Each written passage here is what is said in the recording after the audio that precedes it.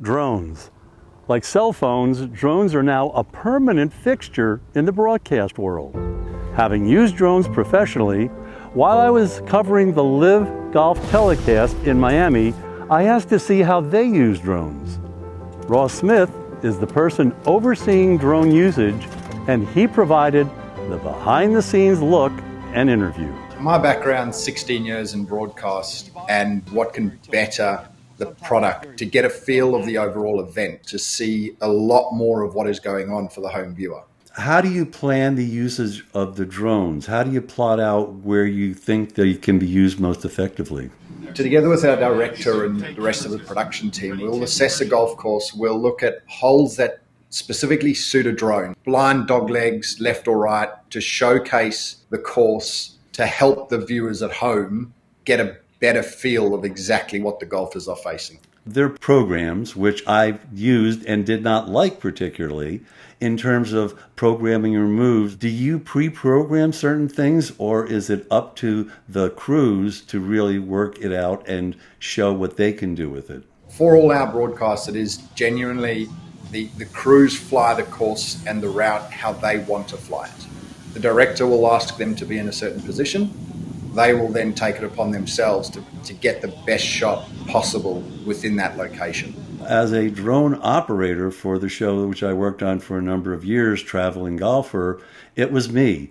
Your crew, I saw, was 4 very skilled people. Why that size crew, and why is that the number you need to really get the most out of your telecast? A lot of that's governed by FAA regulations in terms of what is needed to actually put a drone in the air above an event. Just turn it. And having spotters and the likes thereof. And then you'll see a pilot flying the drone as well as a camera operator flying the camera, so to speak. So he's the one responsible for framing the shot, utilizing any other features within that drone or that camera system that he has available to him, which obviously vary from drone to drone.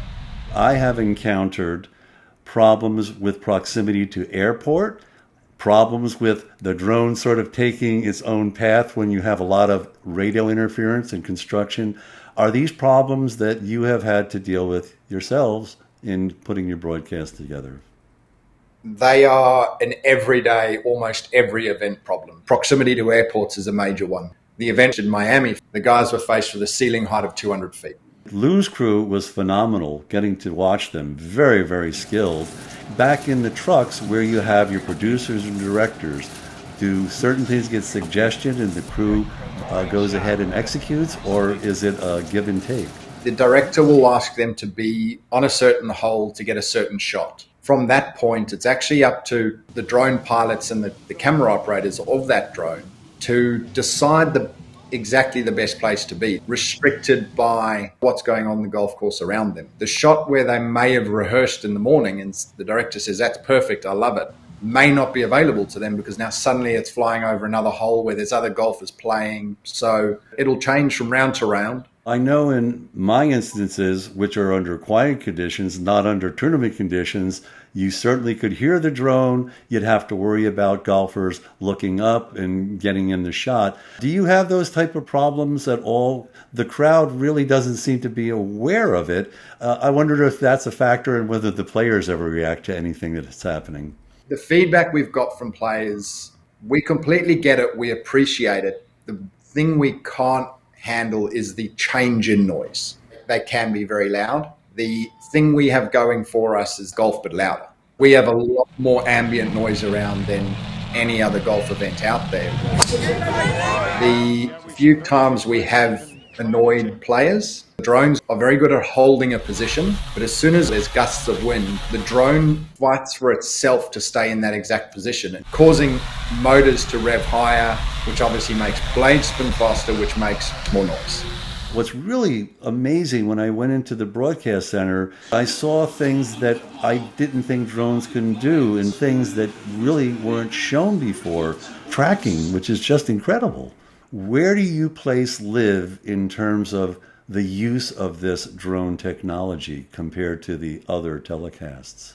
I'll very proudly say that I think we're on the forefront of utilizing drones. Any graphics company and any tracing company would be able to do a trace in post-production, viewers can see it fly into the position with a golfer on the tee box, and we were the first people to get away a live drone trace, and we've persisted with that technology. Once he hits, there's the line. They know exactly where it's going. It just opens up everything for the viewer. It showcases the event, it showcases the golf course, it showcases the hole. We actually did the putt prediction from a drone shot hovering over the green, and then cut to the camera on the ground just before the golfer hit his putt, and it was seamless. There were a lot of people saying to me they weren't sure how this was going to look. A number of them came to me and said, I'm happy to admit when it's wrong. That was pretty cool. I'd have to say, Ross, it's a very bright future for this technology, but maybe not so much for the use of blimps. Do you see that their days may be numbered? The big advantage to a blimp is the size of the camera that you can put on it. The disadvantage is the pure size of the blimp and the cost. So from that perspective alone, I genuinely believe as the technology in the industry gets better and better and better, and it's on an exponential curve, I do genuinely think the days of blimps are numbered. For drones and televised golf, it looks like the sky's the limit.